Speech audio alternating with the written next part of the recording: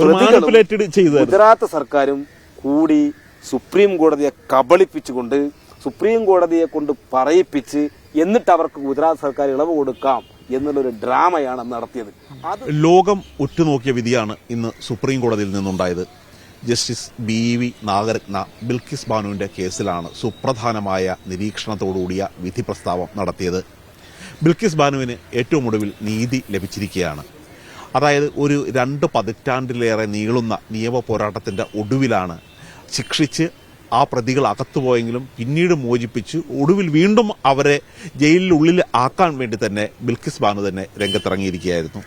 ഏതായാലും ഈ ബിൽക്കിസ് ബാനുവിന്റെ വിധിയെക്കുറിച്ച് നമ്മളോട് വിലയിരുത്താനായിട്ട് സുപ്രീം കോടതിയിലെ അഭിഭാഷകനായിട്ടുള്ള സുൽഫിക്കർ അലിയാണ് നമുക്ക് എത്തിയിരിക്കുന്നത്. സുൽഫിക്കർ, സത്യം പറഞ്ഞാൽ നമ്മൾ പലപ്പോഴും സംസാരിക്കുമ്പോൾ റിപ്പോർട്ട് ചെയ്യുമ്പോൾ ഒരു ഭയങ്കര ഒരു നിറഞ്ഞ ഹൃദയത്തോടെ റിപ്പോർട്ട് ചെയ്ത ഒരു വിധിയായിരുന്നു ഇവരുടേത്. അതായത് നീണ്ട പോരാട്ടമാണ് ബിൽക്കിസ് ബാനുവിന് ഉണ്ടായിരുന്നത്.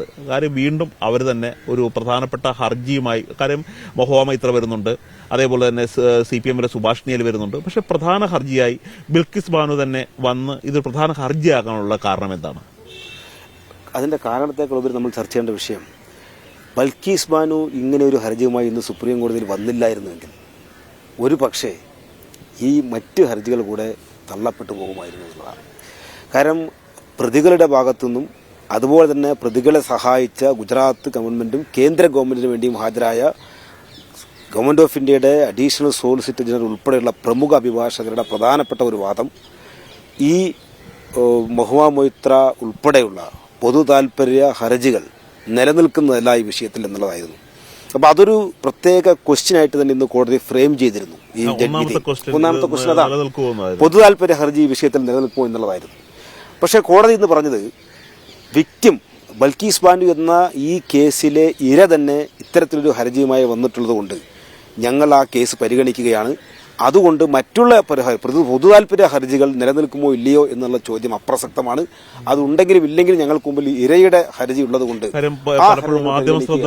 മാത്രമല്ല ഇത്തരത്തിൽ ഗവൺമെന്റിന്റെ CRPC 432 സെക്ഷനിൽ പറയുന്ന ഒരു വിവേചന അധികാരമാണ് സംസ്ഥാന ഗവൺമെന്റിന് ക്രിമിനൽ കുറ്റകൃത്യങ്ങൾ പ്രതിയായിട്ടുള്ള ആളുകളുടെ ശിക്ഷാ കാലയളവ് ഇളവ് നൽകിക്കൊണ്ട് ആ കാലയളവിൽ ഇളവ് നൽകിക്കൊണ്ട് പുറത്തുവിടുക എന്നുള്ളത്. അതൊക്കെ ഈ ക്രിമിനൽ ജൂറിസ്പ്രുഡൻസിൽ വരുന്ന വലിയൊരു തിയറിയുടെ ഒരു കോൺസെപ്റ്റിന്റെ ഭാഗമായിട്ട് വരുന്നതാണ് റിഫോർമേറ്റീവ് തിയറി എന്ന് പറയുന്നത്. റിഫോർമേറ്റീവ് തിയറിയുടെ അടിസ്ഥാനത്തിൽ അതെ റിഫോർമേറ്റീവ് തിയറി എന്ന് പറയുന്നത് ചിലപ്പോൾ ശിക്ഷിക്കുന്നത് കുറ്റവാളിയെ നമ്മുടെ നവീകരിക്കാൻ വേണ്ടിയാണ്. അതായത് നാല് തിയറിയിലുള്ള ഒരു ഈ കുറ്റ ചുമത്തലാണ്, അല്ലെങ്കിൽ 4 തിയറിയാണ് ക്രിമിനൽ ജൂറിസ്പ്രുഡൻസ് ആ കാര്യത്തിലുള്ളത്. ഒന്ന് retributive theory, reformative theory, deterrent theory, അങ്ങനെ. അപ്പോൾ അതിൽ റിഫോർമേറ്റീവ് തിയറിയാണ് ഇന്ത്യൻ ജൂറിസ്പ്രുഡൻസ് അല്ലെങ്കിൽ കോമൺ ലോ ജൂറിസ്പ്രുഡൻസ് മുഖ്യമായും ഫോളോ ചെയ്യുന്നത്. റിഫോർമേറ്റീവ് തിയറിയാണ്. റിഫോർമേറ്റീവ് തിയറി എന്ന് പറഞ്ഞാൽ കുറ്റം ചെയ്യപ്പെട്ട പ്രതിക്ക് ശിക്ഷാ കാലയളവിൽ മാനസാന്തരം വന്നതായി മനസ്സിലാക്കിയാൽ, അതായത് റിഫോം ചെയ്യപ്പെട്ടു എന്ന് തിരിച്ചറിഞ്ഞാൽ വെറുതെ വിടാം എന്നുള്ളതാണ്. അല്ലെങ്കിൽ റിഫോം ചെയ്യാൻ വേണ്ടിയാണ് ആദ്യത്തെ വരികളും അങ്ങനെയൊക്കെ തന്നെയായിരുന്നു. അതെ, നമുക്ക് വിചാരിച്ചത് ആ നിലക്കാണോ കോടതി പോകുന്നത്, ഇവർ റിഫോം ചെയ്യും. പക്ഷെ അതാണ് അതെ നമ്മൾ തുടങ്ങിയെടുത്ത് വരുന്ന വിഷയം. അപ്പോൾ റിഫോം ചെയ്യപ്പെട്ടു എന്നുള്ള ഒരു കണ്ടെത്തലിന്റെ അടിസ്ഥാനത്തിൽ സംസ്ഥാന ഗവൺമെന്റ് പ്രതികൾക്ക് ശിക്ഷാ കാലയളവിൽ ഇളവ് നൽകിക്കൊണ്ട് പുറത്തുവിടുന്നതിനെതിരെ പൊതു താൽപര്യ ഹർജി നിലനിൽക്കുമോ ഇല്ലയോ എന്നുള്ള ചോദ്യമായിരുന്നു. ആ ചോദ്യത്തിന് ഒരു പക്ഷേ കോടതി ഉത്തരം കണ്ടെത്തിയിരുന്നുവെങ്കിൽ, ആ ഉത്തരം നെഗറ്റീവ് ആയിരുന്നുവെങ്കിൽ മൊത്തം ഹർജികളും തള്ളപ്പെട്ടു പോകേനെ.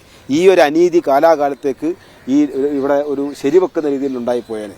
മറിച്ച് ബിൽക്കിസ് ബാനു തന്നെ ഈ എല്ലാ പ്രതിസന്ധിയിലും നോക്കൂ, അവർക്ക് നേരിട്ട യാതനകൾ നമ്മൾ നിരന്തരം പറഞ്ഞുകൊണ്ടിരുന്ന വിഷയമാണ്.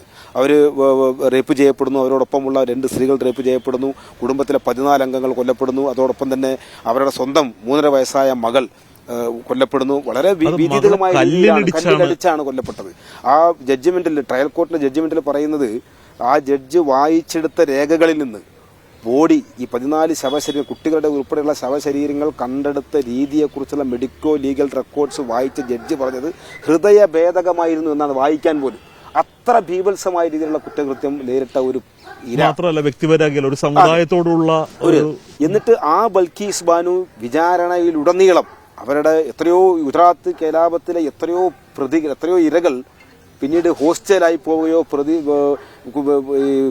മൊഴി മാറ്റി പറയുകയോ അല്ലെങ്കിൽ വിചാരണയുമായി സഹകരിക്കാതിരിക്കുകയോ ഭയം കൊണ്ടോ മറ്റെന്തെങ്കിലും കാരണം കൊണ്ടോ വിചാരണയുമായി സഹകരിക്കാത്തതുകൊണ്ടോ ഒക്കെ കേസ് എവിടെയും എത്താതെ പോയിട്ടുണ്ട്. എന്നാൽ ബൽക്കീസ് ബാനു എന്ന സ്ത്രീ നിശ്ചയദാർഢ്യത്തോടുകൂടി വിചാരണയിൽ ഉടനീളം നിന്നു എന്ന് മാത്രമല്ല, അതിൽ അവർക്ക് ശിക്ഷ വാങ്ങിച്ചു കൊടുക്കുന്നതിൽ മുഖ്യമായ പങ്കുവഹിച്ചു. ആ ശിക്ഷ ഇളവ് നൽകിയ കേസിൽ മാത്രം ആ ശിക്ഷാ കാലയളവിൽ വളരെ ലിബറലായിട്ടാണ് ഗവൺമെന്റ് അവർക്ക് പരോളും ജാമ്യവും കൊടുത്തുകൊണ്ടിരുന്നത്. വളരെ കുറച്ച് ജയിലിൽ കൊടുത്തിട്ടുള്ളൂ. നിരന്തരമായി എല്ലാ വർഷവും ഉത്സവ സീസണുകളിലും മറ്റും അല്ലെങ്കിൽ വീട്ടിലെ കല്യാണം, മരണം, ഉത്സവങ്ങളൊക്കെ പറഞ്ഞുകൊണ്ട് പരോളുകളും ഫർലോസും അതുപോലെ നിയമത്തിൽ ലഭ്യമായ എല്ലാ ആനുകൂല്യങ്ങളും കൊടുക്കാൻ കഴിയാവുന്ന എല്ലാ ആനുകൂല്യങ്ങളും ഇത്തരം ഹീനമായ ഒരു കുറ്റകൃത്യ പ്രതികളായ അവർക്ക് ഗവൺമെന്റ് വെച്ച് നീട്ടുകയുണ്ടായി. അതൊക്കെ ഈ പറഞ്ഞ എന്താ ഒരു കൂനിന്മേൽ കുരു പോലെ അല്ലെങ്കിൽ എല്ലാ അർത്ഥത്തിലും സഹിച്ചുകൊണ്ടിരുന്ന ബൽക്കീസ് ബാനു ആ ഘട്ടങ്ങളിലൊക്കെ നീതിക്ക് വേണ്ടി ഉറക്കെ ശബ്ദിച്ചു എന്നുള്ളത് നമുക്ക് പ്രത്യാശയ്ക്ക് വക നൽകുന്നുണ്ട്. അവരുടെ നിശ്ചയദാർഢ്യത്തിന് മുന്നിലാണ് ഇന്ന് മുഴുവൻ നീതി നിയമ സംവിധാനവും ഇത്തരത്തിലൊരു വിധി അവർക്ക് മുന്നിൽ. അല്ല, നമ്മളിപ്പോൾ ഡൽഹിയിലെ പീഡനം നമ്മൾ കണ്ടതായിരുന്നു. അതിനുശേഷം ഉണ്ടായിരുന്ന വർമ്മ കമ്മീഷൻ റിപ്പോർട്ടിന്റെ അടിസ്ഥാനത്തിലാണ് ഈ ബലാത്സംഗ കേസുകൾ സ്ത്രീകൾക്കെതിരായും കുട്ടികൾക്കെതിരായുള്ള ക്രൂരമായ കുറ്റകൃത്യം ചെയ്യുന്നവർക്ക് ഒരു കാരണവശാലും ഈ മോചനത്തിന് ഒരു ഇളവ് നൽകരുത് എന്നുള്ളത്. അതെന്തുകൊണ്ടായിരിക്കും ഈ ഇങ്ങനെ ഒരു നിയമം നിൽക്കുമ്പോൾ തന്നെ അതിന് പിന്നിലുള്ള ഒരു നിയമത്തിന്റെ അടിസ്ഥാനത്തിൽ ഇവരെ മോചിപ്പിച്ചത്? കാര്യം ആ വർമ്മ കമ്മീഷന് ശേഷം വന്നിട്ടുള്ള നിയമം, ഈ ക്രിമിനൽ ജൂറിസ്പ്രുഡൻസിലെ മറ്റൊരു പ്രിൻസിപ്പിളാണ് ഈ എക്സ്പോസ്റ്റ് ഫാക്ടോ ലോ എന്ന് പറയുന്നത്. എക്സ്പോസ്റ്റ് ഫാക്ടോ ലോ എന്ന് പറഞ്ഞാൽ ഒരു കുറ്റകൃത്യം നടക്കുമ്പോൾ നിലവിലുണ്ടായിരുന്ന നിയമ സംവിധാനങ്ങൾ വെച്ചുകൊണ്ട് മാത്രമേ അതിലെ പ്രതികളെ ശിക്ഷിക്കാനും അവരുടെ ശിക്ഷ നിർവചിക്കാനും കഴിയൂ. പിന്നീട് പാസ്സാക്കിയ നിയമങ്ങൾ റിട്രോസ്പെക്ട്, അതായത് സിവിൽ ലോകൾക്ക് എപ്പോഴും സിവിൽ നിയമങ്ങൾക്ക് മുൻകാല പ്രാബല്യം കിട്ടും. ക്രിമിനൽ നിയമങ്ങൾക്ക്, അത് പ്രൊസീജിയറിലാവട്ടെ സബ്സ്റ്റാൻറ്റീവ് ലോ ആവട്ടെ, ക്രിമിനൽ നിയമങ്ങൾക്ക് മുൻകാല പ്രാബല്യം ഉണ്ടായിരിക്കില്ല എന്നതാണ് എക്സ്പോസ്റ്റ് ഫാക്ടോ ലോ എന്ന് പറയുന്ന പ്രിൻസിപ്പിൾ. അത് നമ്മുടെ ഭരണഘടന ഉറപ്പു നൽകുന്ന ഒരു അവകാശമാണ്. ഒരു വ്യക്തിക്കെതിരെയും ഒരു ക്രിമിനൽ നിയമവും മുൻകാല പ്രാബല്യത്തോടുകൂടി ബാധകമാക്കാൻ പാടില്ല എന്നുള്ളത്. അതിന്റെ അടിസ്ഥാനത്തിലാണ് ഈ നിയമം ഇവിടെ ബാധകമല്ലാതായി പോകുന്നത്. അങ്ങനെയാണ് ബൽക്കീസ് ബാനുവിന്റെ കേസും നിർഭയ കേസും തമ്മിലുള്ള വലിയൊരു വ്യത്യാസം. നിർഭയ കേസൊക്കെ ഈ പറഞ്ഞ ഒരു അർബൻ മിഡിൽ ക്ലാസിന്റെ ഹിപ്പോക്രസിയാണ് ഇതൊക്കെ വ്യക്തമാക്കുന്നത്. അതിന് മുമ്പുണ്ടായിരുന്ന ഈ ഒറീസയിലെ കന്യാസ്ത്രീ ബലാത്സംഗം ചെയ്യപ്പെട്ട കേസിലോ അല്ലെങ്കിൽ ബൽക്കീസ് ബാനുവിന്റെ കേസിലോ ഒന്നും നിർഭയ പോലെയുള്ളൊരു സംഭവങ്ങളോ ഇവിടെ മെഴുകുതിരി കത്തിക്കലും ഇന്ത്യ ഗേറ്റ് വളയിലും ഒന്നും ഉണ്ടായിട്ടില്ല. അതൊക്കെ നമ്മുടെ അർബൻ മിഡിൽ ക്ലാസിന്റെ ഒരു ഹിപ്പോക്രസിയാണ് ഇവർ കാണിക്കുന്നത്. സോഫി, നമ്മൾ വേറൊരു കാര്യം ശ്രദ്ധിച്ചതെന്ന് വെച്ചാൽ ഇതിപ്പോൾ ഈ സുപ്രീം കോടതിയുടെ 2 അംഗ ബെഞ്ചിന്റെ ഒരു വിധിയാണ് ഉണ്ടായത്. പക്ഷേ അതിനൊരു പരാമർശമുള്ളത് നേരത്തെ ഉണ്ടായിരുന്ന ഒരു 2 അംഗ ബെഞ്ചിനെ തന്നെ വിമർശിക്കുന്നുണ്ട്. അതായത് ഈ സുപ്രീം കോടതി ഈ കേസ് പരിഗണിച്ചതിന് ശേഷമാണ് ഗുജറാത്തിനോട് ഇക്കാര്യം പരിഗണിക്കാൻ പറയുന്നത്. സുപ്രീം കോടതിക്ക് അറിയില്ലായിരുന്നു ഇത് പരിഗണിക്കേണ്ടത്. കേസ് ഉണ്ടായിരുന്നത് നേരത്തെ മഹാരാഷ്ട്രയിലായിരുന്നു. അങ്ങനെയാണെങ്കിൽ മഹാരാഷ്ട്രയിലേ പരിഗണിക്കേണ്ടത്. സുപ്രീം കോടതിക്ക് എന്താണ് ഇതിനകത്ത് നേരത്തെ സംഭവിച്ചത്? അതായത് 2022 മെയ് 13 വിധിയെക്കുറിച്ചാണ് ഞാൻ ചോദിക്കുന്നത്. ഇന്നത്തെ വിധി അങ്ങനെ ഈ നേരത്തെ 2022 മെയ് 13 വിധി പ്രസ്താവിച്ച ബെഞ്ചിനെ വിമർശിച്ചു എന്ന് പറയുന്നത് ശരിയല്ല. വിമർശിച്ചു അല്ലെങ്കിൽ ഇന്നത്തെ ഈ ബെഞ്ച് മറ്റേ ബെഞ്ചിനെ വിമർശിച്ചു, അങ്ങനെ അതൊരു ശരിയായ ഒരു നോക്കിക്കാണലാവില്ല, വിലയിരുത്തലാവില്ല. മറിച്ച് ആ ഓർഡർ 13/5/2022 ഉത്തരവ് പെർ ഇൻക്യൂരിയം ആണെന്നാണ് ഇന്ന് കോടതി കണ്ടെത്തിയത്. പെർ ഇൻക്യൂരിയം എന്ന് പറഞ്ഞാൽ ഒരു കൺസെപ്റ്റാണ്. അതെന്ന് വെച്ചാൽ സുപ്രീം കോടതിയിലോ അല്ലെങ്കിൽ ഹൈക്കോടതിയിലോ ഏതൊരു കോടതിയുടെ വിധി ആ കേസിലെ കോൺട്രവേഴ്സിയിൽ ഇൻവോൾവ് ആയിട്ടുള്ള അതിൽ ബന്ധപ്പെട്ട് നിൽക്കുന്ന നിയമങ്ങളുടെയോ ഫാക്റ്റിൻ്റെയോ വസ്തുതകളുടെയോ നിയമങ്ങളുടെയോ കൃത്യമായ പരിശോധന ഇല്ലാതെ, ആ പരിശോധന ഇല്ലാതിരിക്കുമ്പോൾ കോടതി പരിശോധിക്കാൻ പരാജയപ്പെട്ടു എന്നതല്ല, മറിച്ച് ആ വസ്തുതകളോ അല്ലെങ്കിൽ ബന്ധപ്പെട്ട നിയമ വകുപ്പുകളോ കോടതിയുടെ പരിഗണനയിൽ കൊണ്ടുവരുന്നതിൽ കോടതിയിൽ ഹാജരായ അഭിഭാഷകരുടെ ഭാഗത്തുള്ള വീഴ്ചയുമാകാം. അത്തരത്തിൽ ഒരു ഫാക്റ്റിനോ ലോയ്ക്കോ പരിഗണിക്കാതെ, ഫാക്റ്റോ ലോയോ കൃത്യമായി പരിഗണിക്കാതെ സുപ്രീം കോടതി പറഞ്ഞിട്ടുള്ള ഒരു ഉത്തരവ്, ആ ഉത്തരവിനെ പെർ ഇൻക്യൂരിയം എന്നാണ് പറയുന്നത്. അത്തരം പെർ ഇൻക്യൂരിയമായി ഒരു ജഡ്ജി, ഇപ്പം ഇന്നത്തെ ജഡ്ജി വിധി പറഞ്ഞ ബെഞ്ച് കണ്ടെത്തിയിരിക്കുന്നത് 13/5/22 വിധി പെർ ഇൻക്യൂരിയം ആണെന്നാണ്. അത് 2 കാരണം കൊണ്ടാണ് പറഞ്ഞത്. ഒന്ന്, ആ വിധിയിൽ ഇവരുടെ ഈ പ്രതികളുടെ ശിക്ഷാ ഇളവിന് വേണ്ടിയുള്ള അപേക്ഷ ഗുജറാത്ത് സർക്കാർ പരിഗണിക്കണം എന്ന് പറഞ്ഞ ഒരു ഡയറക്ഷൻ, അത് സുപ്രീം കോടതിയുടെ തന്നെ 5 അംഗ ഭരണഘടനാ ബെഞ്ച് ശ്രീഹരി കേസിലെ ഭരണഘടനാ ബെഞ്ചിന്റെ വിധിക്കെതിരെയാണെന്നാണ്. ശ്രീഹരി കേസിലെ ഭരണഘടനാ ബെഞ്ചിന്റെ വിധി അനുസരിച്ചാണെങ്കിൽ CRPC 432 വകുപ്പിൽ പറയുന്ന അപ്രോപ്രിയേറ്റ് ഗവൺമെന്റ് ആണ് ഈ ശിക്ഷാ കാലയളവിലെ അപേക്ഷ പരിഗണിക്കേണ്ടത്.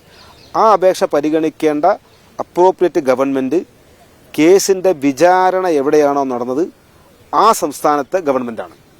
കേസിന് ആസ്പദമായ സംഭവം നടന്നത് ഗുജറാത്തിലാണെങ്കിലും കേസിൻ്റെ വിചാരണ മുഴുവനായും മഹാരാഷ്ട്രയിൽ ബോംബെ കോടതിയിലാണ് നടന്നത്. സുപ്രീം കോടതിയാണ് ട്രാൻസ്ഫർ ചെയ്തത്. ഈ കേസിൻ്റെ വിചാരണ ഇവിടുന്ന് അങ്ങോട്ട് ട്രാൻസ്ഫർ ചെയ്യുന്നതിന് സുപ്രീം കോടതിക്ക് വ്യക്തമായ കാരണങ്ങളുണ്ടായിരുന്നു. നീതിപൂർവകമായ ഒരു വിചാരണ, നിയമപരമായും ട്രാൻസ്പെറൻ്റായുമുള്ളൊരു വിചാരണ, സാക്ഷികൾക്ക് സുരക്ഷിതത്വം ഉറപ്പുകൊടുത്തുകൊണ്ടുള്ളൊരു വിചാരണ, കൃത്യമായ ഒരു അബ്സല്യൂട്ട് ഡെലിവറി ഓഫ് ജസ്റ്റിസ് നടക്കുന്നൊരു വിചാരണ ഗുജറാത്തിൽ സാധ്യമല്ല എന്ന് കണ്ടെത്തിയതുകൊണ്ടാണല്ലോ ഈ കേസ് ഇവിടെ നിന്ന് മഹാരാഷ്ട്രയിലേക്ക് ട്രാൻസ്ഫർ ചെയ്യുന്നത്. അങ്ങനെ വരുമ്പോൾ ആ കേസ് വിചാരണ നടത്തി മഹാരാഷ്ട്രയിലെ ഒരു കോടതി പ്രതികളെ കുറ്റക്കാരാണെന്ന് കണ്ടെത്തി ശിക്ഷ വിധിച്ചു കഴിഞ്ഞാൽ പിന്നെ ആ ശിക്ഷയിൽ ഇളവ് കൊടുക്കണമോ വേണ്ടയോ എന്ന് തീരുമാനിക്കാനുള്ള അധികാരം മഹാരാഷ്ട്ര സർക്കാരിനാണെന്നും, മറിച്ച് അത് തിരിച്ചു ഗുജറാത്ത് സർക്കാരിലേക്ക് വന്നാൽ നേരത്തെ നമ്മൾ ആശങ്കപ്പെട്ട എല്ലാ കാര്യങ്ങളും നിലവിൽ വരും. വിചാരണ എന്തുകൊണ്ടാണോ മാറ്റിയത് ആ ആശങ്കകൾ മുഴുവൻ അതുകൊണ്ടാണ്. അതാണ് നിയമത്തിന് എപ്പോഴും ഒരു ലോജിക്കുണ്ട്. ഇതല്ലേ നമുക്ക് സാധാരണക്കാരന് പെട്ടെന്ന് മനസ്സിലാക്കാൻ കഴിയുമെങ്കിലും അതിന്റെ അൾട്ടിമേറ്റിൽ പ്രായോഗിക തലത്തിൽ നിയമം പ്രവർത്തിക്കുന്നത് നോക്കിയാൽ മനസ്സിലാകാൻ നിയമത്തിന്റെ ലോജിക്ക് എന്താണെന്നുള്ളത്. ഇത് തന്നെയാണ് പറഞ്ഞത് കോടതി. അതുകൊണ്ട് ഗുജറാത്തല്ല, മഹാരാഷ്ട്ര സർക്കാരാണ് ഇതിൽ അപ്രോപ്രിയേറ്റ് ഗവൺമെന്റ് ഈ തീരുമാനമെടുക്കേണ്ടത്. അതുകൊണ്ട് അങ്ങനെ പറഞ്ഞിട്ടുള്ള അല്ലെങ്കിൽ ആ മഹാരാഷ്ട്ര സർക്കാരാണ് ഇതിൽ അപ്രോപ്രിയേറ്റ് ഗവൺമെന്റ് എന്ന് അല്ലെങ്കിൽ എന്ന് സ്ഥാപിക്കാൻ ആവശ്യമായ ജഡ്ജ്മെന്റ് സുപ്രീം കോടതിയിലെ ഭരണഘടനാ ബെഞ്ച് തന്നെ പുറപ്പെടുവിച്ചിട്ടുണ്ട്. ആ ബെഞ്ച് നിലനിൽക്കെയാണ് 13/5/22 ഉത്തരവ് പ്രകാരം സുപ്രീം കോടതി ഗുജറാത്ത് സർക്കാർ പരിഗണിക്കണം എന്ന് പറഞ്ഞത്. അതുകൊണ്ടാണ് പെരുൻക്യൂരിയമാകുന്നത്. ഒരു കാര്യം കൂടെ നമ്മൾ ചേർത്ത് വായിക്കേണ്ടത്, സുപ്രീം കോടതിയുടെ 13/5/22 ഒരു മാൻഡേറ്ററി വേർഡിക്റ്റ് ഒന്നുമല്ല. ഗുജറാത്ത് ഗവൺമെന്റ് പരിഗണിക്കണം എന്നുള്ള മാൻഡേറ്ററി വേർഡിക്റ്റ് അല്ല. അന്ന് എന്താ സംഭവിച്ചാൽ അവര് പ്രതികൾ ഒരു റിട്ട് പെറ്റീഷനുമായി, ഒറിജിനൽ റിട്ട് പെറ്റീഷനുമായി, ആർട്ടിക്കിൾ 32 ഒറിജിനൽ റിട്ട് പെറ്റീഷനുമായി സുപ്രീം കോടതിയിലേക്ക് വരികയാണ്. സുപ്രീം കോടതി വന്നിട്ട് പറയുകയാണ്, ഞങ്ങളൊരു അപേക്ഷ കൊടുത്തിട്ടുണ്ട്, വിചാരണ ഞങ്ങളുടെ ശിക്ഷാകാലങ്ങളിൽ അവധി ഇളവ് വേണമെന്ന് ആവശ്യപ്പെട്ടുകൊണ്ട് CRPCയിൽ പറയുന്ന പ്രൊവിഷൻ അനുസരിച്ചുള്ള അപേക്ഷ ഞങ്ങൾ ഗുജറാത്ത് ഗവൺമെന്റ് കൊടുത്തിട്ടുണ്ട്. ഈ അപേക്ഷ ഗുജറാത്ത് ഗവൺമെന്റ് തീരുമാനമെടുക്കുന്നില്ല, കാലതാമസം വരുത്തിയിരിക്കുന്നു, ഇതുവരെയും തീരുമാനമെടുത്തിട്ടില്ല. അതുകൊണ്ട് അപ്രോപ്രിയേറ്റ് ഡയറക്ഷൻ ഈ കോടതി തരണമെന്ന് മാത്രമേ പറഞ്ഞിട്ടുള്ളൂ. സ്വാഭാവികമായും കോടതി പറഞ്ഞു സംസ്ഥാന ഗവൺമെന്റിന് അങ്ങനെ അധികാരമുണ്ട്, ആ അധികാരം ഉപയോഗിച്ചുകൊണ്ട് ഇവരെ വെറുതെ വിടണയോ വേണ്ടോ എന്ന് തീരുമാനിക്കേണ്ട സംസ്ഥാന ഗവൺമെന്റാണ്. പക്ഷെ അപേക്ഷ ഇപ്പോഴും പെൻഡിംഗ് ആണ്. അതിങ്ങനെ ഇനോർഡിനേറ്റ് ആയിട്ട് നിങ്ങൾ ഡിലേ വരുത്താൻ പാടില്ല, അതിലൊരു തീരുമാനം എടുക്കണം എന്ന് മാത്രമേ കോടതി പറഞ്ഞിട്ടുള്ളൂ. പക്ഷേ നേരത്തെ ഇതേ പ്രതികൾ ഈ ആവശ്യമായി മഹാരാഷ്ട്ര സർക്കാരിനെ സമീപിച്ചിരുന്നു. മഹാരാഷ്ട്ര സർക്കാർ വിചാരണ നടത്തിയ കോടതിയിലേക്ക് ഈ അപേക്ഷ കൈമാറിയിരുന്നു. ആ കോടതിയുടെ ഒപ്പീനിയൻ ഇവർക്കെതിരായിരുന്നു, ശിക്ഷാ ഇളവ് കൊടുക്കേണ്ടതില്ല എന്നതായിരുന്നു. അന്ന് കേന്ദ്രം ഭരിച്ചിരുന്ന UPA ഗവൺമെന്റിന് കീഴിലുള്ള CBI കൊടുത്ത തീരുമാനം, CBIയുടെ ഒപ്പീനിയൻ ഇവർക്കെതിരായിരുന്നു. അപ്പോൾ അങ്ങനെ ഒരു മഹാരാഷ്ട്രയുടെ തീരുമാനം നിലനിൽക്കെ ആ എല്ലാ ഡെവലപ്മെന്റ്സും മഹാരാഷ്ട്രയിൽ ഇവർ കൊടുത്ത അപേക്ഷ, അതിൽ പ്രിസൈഡിംഗ് ഓഫീസർ ജഡ്ജ് പറഞ്ഞ അഭിപ്രായം, CBIയുടെ ഇവർക്കെതിരായ അഭിപ്രായം, ഈ വസ്തുതകളെല്ലാം മറച്ചു വെച്ചുകൊണ്ടാണ് ഇവർ ഗുജറാത്തിൽ അപേക്ഷ കൊടുക്കുകയും ആ അപേക്ഷ പരിഗണിക്കാൻ നിർദ്ദേശിക്കണമെന്ന് ആവശ്യപ്പെട്ടുകൊണ്ട് സുപ്രീം കോടതി കൃത്യമായി പറഞ്ഞാൽ ഗുജറാത്ത് സർക്കാരും കൂടി സുപ്രീം കോടതിയെ കബളിപ്പിച്ചുകൊണ്ട് സുപ്രീം കോടതിയെ കൊണ്ട് പറയിപ്പിച്ച് എന്നിട്ട് അവർക്ക് ഗുജറാത്ത് സർക്കാർ ഇളവ് കൊടുക്കാം എന്നുള്ളൊരു ഡ്രാമയാണ് നടത്തിയത്. അത് തിരിച്ചറിഞ്ഞത് കൊണ്ടാണ് ഈ ഇന്നത്തെ വിധി പറഞ്ഞത് ആ ജഡ്ജ്മെന്റ് പെറിൻക്യൂരിയമാണ്, അത് ഞങ്ങൾക്ക് ബൈൻഡിംഗ് അല്ല. 5 അംഗ സുപ്രീം കോടതിയുടെ ഭരണഘടനാ ബെഞ്ചിന്റെ വിധിയാണ്. അതനുസരിച്ച് ഗുജറാത്ത് സർക്കാരല്ല, മഹാരാഷ്ട്ര സർക്കാരാണ്. ഈ അടുത്ത കാലത്ത് ഈ തെരഞ്ഞെടുക്കപ്പെട്ട സർക്കാരുകൾക്കെതിരെ ഇത്ര രൂക്ഷമായ ഒരു വിമർശനമൊന്നും സുപ്രീം കോടതി ഉന്നയിച്ച് കണ്ടിട്ടില്ല. പക്ഷെ ഇതെന്തായിരിക്കും ഈ ഗുജറാത്ത് സർക്കാരിനെതിരെ ഇത്ര രൂക്ഷമായ രീതിയിൽ സുപ്രീം കോടതി ആഞ്ഞടിച്ചെന്ന് തന്നെ നമുക്ക് പറയാവുന്ന രീതിയിൽ ഒരു കാര്യം, ഇത്രയെങ്കിലും പറഞ്ഞിട്ടില്ലെങ്കിൽ സത്യത്തിൽ ഇത് ഇങ്ങനെ ഒരു തീരുമാനമെടുത്ത ആഭ്യന്തരമന്ത്രിയെ സുപ്രീം കോടതിയിലേക്ക് വിളിച്ചു വരുത്തണമെന്നാണ് ഞാൻ പറയുന്നത്. സുപ്രീം കോടതിയിലേക്ക് ഗുജറാത്ത് സംസ്ഥാന ഗവൺമെന്റിന്റെ ആഭ്യന്തരമന്ത്രി അല്ല, ഈ കേന്ദ്ര ആഭ്യന്തരമന്ത്രിയുടെ അനുമതിയോട് കൂടിയാണ്. ഇതുപോലെ ഇന്നത്തെ ഇത് ഏറ്റവും ചുരുങ്ങിയ വാക്കുകളിലാണ് സുപ്രീം കോടതി എന്ന് പറഞ്ഞിട്ടുള്ളത്. പക്ഷെ അത്രയെങ്കിലും സംഭവിച്ചിട്ടില്ലെങ്കിൽ ലോക മനസാക്ഷിക്ക് മുമ്പിൽ, ലോക രാജ്യങ്ങൾക്ക് മുമ്പിൽ സിവിലൈസ്ഡ് ലീഗൽ സിസ്റ്റം എന്ന് നമ്മൾ വിളിക്കുന്ന ഇന്ത്യൻ ലീഗൽ സിസ്റ്റത്തിന്റെ പരിപൂർണ പരാജയമാകുമായിരുന്നു. അത് സംഭവിച്ചില്ല എന്നുള്ളത് നമുക്കൊരു പ്രത്യാശയ്ക്ക് വക നൽകുന്നുണ്ട്. ഇതെന്താണ് ഈ പ്രതികൾ ഫ്രോഡ് കളിച്ച് എന്നുള്ള കാര്യം സുപ്രീം കോടതി ചൂണ്ടിക്കാട്ടി? ഫ്രോഡ് ഇതാണ്, ഗുജറാത്ത് സർക്കാർ ഞങ്ങൾ കൊടുത്ത അപേക്ഷ പരിഗണിക്കാൻ നിർദ്ദേശിക്കണമെന്ന് പറഞ്ഞുകൊണ്ട് വരുമ്പോൾ ഞങ്ങൾ ഇതേ ആവശ്യമായി നേരത്തെ മഹാരാഷ്ട്രയിൽ പോയിരുന്നു. അവിടെ മഹാരാഷ്ട്ര സർക്കാരും കേസ് അന്വേഷിച്ച CBIയും കേസിൽ വിധി പറഞ്ഞ വിചാരണ കോടതിയും ഞങ്ങൾക്കെതിരായ ഒരു തീരുമാനം നേരത്തെ എടുത്തിട്ടുണ്ട് എന്നുള്ള കാര്യം മനഃപൂർവ്വം മറച്ചുവെച്ചു. 1. 2, ഈ കേസ് ആർഗ്യൂ ചെയ്ത ഗുജറാത്ത് സർക്കാരോ പ്രതികളോ പ്രതികൾ അന്ന് ഗുജറാത്ത് സർക്കാരിനെതിരെയാണ് കേസ്. ആ കേസ് ബൽക്കീസ് ബാനു പ്രതിയല്ല, CBI പ്രതിയല്ല, CBI പ്രതിസ്ഥാനത്തില്ല. ആ കേസിൽ ഈ പ്രതികളും ഗുജറാത്ത് സർക്കാർ മാത്രമേ ഉള്ളൂ. അപ്പോൾ രണ്ടുപേരും കൂടെ ഒത്തുകളിച്ചുകൊണ്ട് സുപ്രീം കോടതിയെ കബളിപ്പിച്ചുകൊണ്ട് ആണ് ഇത്തരത്തിലൊരു തീരുമാനമെടുത്തത്. അന്ന് ഈ 5 അംഗ ബെഞ്ചിന്റെ വിധി അനുസരിച്ച് ഗുജറാത്ത് സർക്കാരാണോ മഹാരാഷ്ട്ര സർക്കാരാണോ ഈ വിഷയത്തിൽ തീരുമാനമെടുക്കേണ്ടത് എന്നുള്ള ഒരു കൺഫ്യൂഷൻ ഉണ്ടല്ലോ. ആ കൺഫ്യൂഷൻ തീർക്കാൻ അന്ന് ഗവൺമെന്റ് അന്ന് ഗുജറാത്ത് ഗവൺമെന്റൊന്നും സുപ്രീം കോടതിയിൽ ആർഗ്യൂ ചെയ്തിട്ടില്ല, പുനഃപരിശോധന ഹർജി ചെയ്തിട്ടില്ല. അപ്പൊ ഈ വിഷയത്തിൽ തീരുമാനമെടുക്കേണ്ടത് ഗുജറാത്ത് സർക്കാരാണോ മഹാരാഷ്ട്ര സർക്കാരാണോ? അല്ല, ഗുജറാത്ത് തന്നെ പറഞ്ഞത് മഹാരാഷ്ട്ര സർക്കാരാണ് തീരുമാനമെടുക്കേണ്ടത്.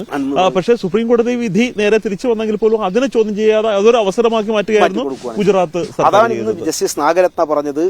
ഈ 13/5/22 വിധി സത്യത്തിൽ ഗുജറാത്ത് ഗവൺമെന്റ് റിവ്യൂ ഹർജി, പുനഃപരിശോധനാ ഹർജി കൊടുക്കേണ്ടതായിരുന്നു. അത് കൊടുക്കാത്തത് എന്നെ അത്ഭുതപ്പെടുത്തുന്നു എന്നാണ് ഇന്ന് നാഗരത്ന പറഞ്ഞത്.